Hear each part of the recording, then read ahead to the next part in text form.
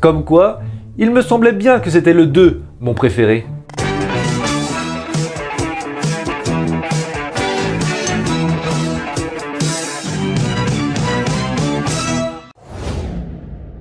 Bonjour à toutes et à tous, j'espère que vous allez bien. Aujourd'hui, nous allons parler de la suite directe de la dernière vidéo qui s'attardait sur le premier épisode de la trilogie du Seigneur des Anneaux, que je n'avais pas plus apprécié que ça. Nous allons donc nous attarder sur le deuxième opus de cette trilogie qui s'intitule Les Deux Tours. Alors, mon avis déjà pour commencer rapidement, je trouve cet opus bien meilleur que le premier. Il y a déjà beaucoup moins de séquences lentes et ennuyeuses, et on est directement dans le vif du sujet. D'ailleurs, je pense que c'est ce qui va se différencier des autres films, parce que celui-ci est vraiment au centre de l'histoire, c'est pas le début, c'est pas la fin, c'est vraiment, on est en plein dedans, et c'est pour ça que je trouve que c'est le plus intéressant. Après, encore une fois, je vous dis ça, je n'ai pas encore revu le 3, donc mon avis peut être encore changé pour la future vidéo, parce que forcément, on va quand même finir cette trilogie pour avoir un avis global sur l'œuvre en elle-même, mais de mémoire, c'est quand même le 2 que j'avais préféré. Le film reprend donc directement après la chute de Gandalf avec le Balrog dans le vide, finalement, où ils sont en train de se battre tous les deux pour savoir qui va survivre, et ça pendant au moins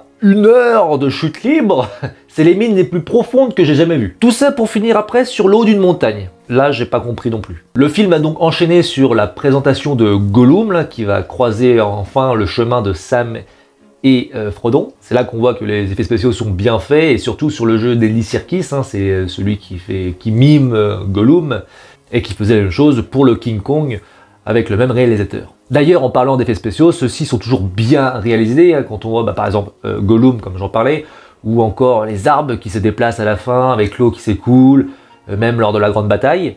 Donc c'est vrai que de ce côté-là, ça marche bien. Il y a quand même beaucoup de choses que j'aime dans ce film-là, donc je pense que de ce côté-là, on sera du même avis cette fois. Mais globalement, c'est vrai que ça reste mon préféré. On a la course-poursuite dans les plaines et les montagnes d'Aragorn, qui essaye de rattraper les orques pour récupérer les 2 hobbits qui ont été enlevés. Et c'est vrai que là, on en prend plein les yeux. Moi, je l'ai téléchargé, je l'ai emprunté en 4K. Et franchement, l'image rendait bien. Ah bah, tu vois tout de suite la différence, hein, quand il y a des petites pixels en plus, hein, c'est sûr que ça fait la différence. On a des nouvelles têtes qui apparaissent également. Alors, je me souviens plus de son nom, je sais pas, j'arrive pas avec ce nom-là. Mais je trouve que l'acteur est juste génial, et qu'il a un charisme fou. Je vous mettrai l'image, évidemment. C'est le frère de la sœur. Ouais, comme ça, c'est pas forcément évident. Bon, le blond, hein, avec son casque qui dirige l'armée. C'est vrai qu'il y a que des blonds, tu me diras. Et il y en a beaucoup qui dirigent les armées. T'as l'impression que c'est des vikings en fait les mecs. C'est même clairement ça, franchement ils ont vraiment des têtes de vikings les gars, c'est des bourrins. Et c'est peut-être ça aussi que j'aime beaucoup, parce que en plus on se rapproche un peu du côté médiéval, hein, beaucoup plus que dans le premier épisode. Et je pense que c'est quelque chose que j'apprécie plus que le côté fantastique, même si le reste passe quand même. Par exemple moi, voir les forteresses construites sur des hautes petites montagnes avec les plaines autour et les paysages derrière avec les montagnes, je trouve que ça rend super bien l'écran. Et j'aime beaucoup moi ce côté-là. Bon après on a la petite phase amourette avec Éowyn et puis Aragorn, qui passe plutôt bien. Je trouve que c'est tout à fait louable de sa part, hein. Elle qui a toujours été entourée par des gens un petit peu bizarres et chelous. Bon après c'est vrai qu'elle apprend quand même rapidement que le mec a 87 ans je crois. Et elle reste quand même à fond dessus.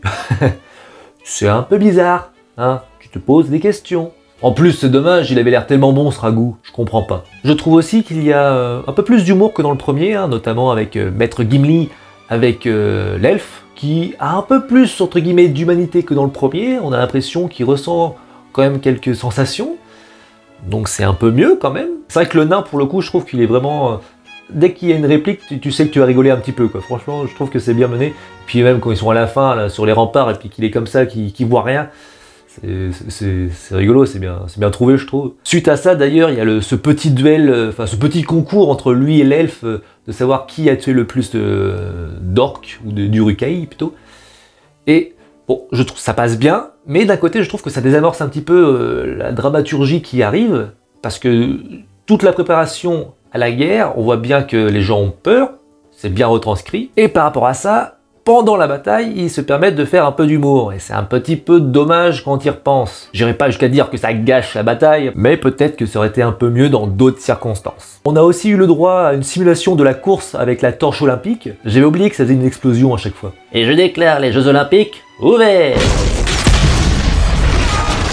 Ouais, c'est vrai qu'ils avaient pas le même budget. Il y avait un peu moins de coureurs quand même, là c'était plus du lancer de javelot. C'était moins intéressant, puis c'est que ça là pendant une demi-heure, du lancer de javelot. Voilà, nous on veut voir un peu de course, on veut voir du saut de haie quoi. Petite surprise d'ailleurs, ils nous ont ressorti le lancer de nain. Il y a un autre truc que j'ai remarqué que qui m'a fait rire indirectement, c'est le cri du mec. Alors je sais pas comment le dire, mais on va l'appeler le cri du mec. C'est un effet sonore de quelqu'un qui crie, hein, évidemment, mais c'est un effet qui se retrouve dans plein d'autres films en fait. C'est toujours le même et tu le reconnais. Et je sais que vous allez le reconnaître.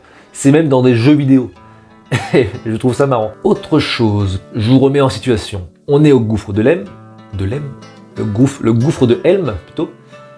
Ils sont en train de préparer défense et Aragorn dit au roi qu'ils ne sont pas assez pour défendre. Ah, ils sont 300 contre 10 000. Et du coup, Aragorn lui dit il faudrait peut-être aller chercher des alliés si on veut survivre à cette guerre.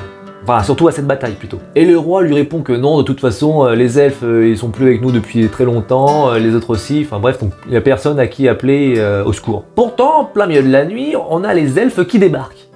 Et là, je pose une question toute simple. Comment savait-il qu'il y avait une bataille?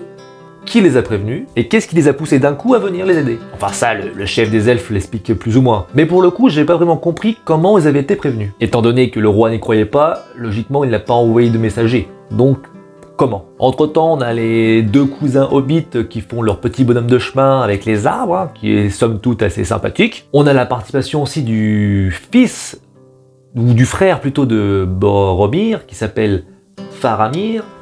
Ça va, c'est pas trop dur à retenir. Qui, pour le coup, je trouve, fait bien petit frère. Il a une tête qui ressemble vraiment à Sean Bean. Donc c'est plutôt bien trouvé hein, au niveau du casting. Je fais une dernière petite aparté sur le gouffre de Helm, que je trouve particulièrement bien réussi. On a la longue attente de l'armée qui arrive petit à petit, mais qui arrive quand même. On a les préparatifs avec les jeunes et les vieux qui sont en âge de se battre. Et c'est là que tu te dis que, à l'époque, voilà, il fallait se battre hein, vraiment pour survivre. Surtout, bon, se battre pour mourir en fait, plus pour le coup, mais voilà. Et c'est pour ça que c'était réussi, parce qu'on sentait la peur sur leur visage, sur le visage des femmes et des mères qui donnaient leur enfant en pâture à l'ennemi, hein, pour le coup. Et bien sûr, pour ajouter une petite touche de drama, c'est la nuit et avec un bel orage qui éclate en même temps, parfait aux petits oignons. Globalement, un deuxième opus que je trouve plus réussi, hein, comme je vous l'ai dit en début de vidéo, que j'aime beaucoup. C'est sûrement le préféré des trois. On en reparlera lorsque je ferai la critique du dernier opus. D'ici là, portez-vous bien, faites attention à vous, et puis à la prochaine. Ciao!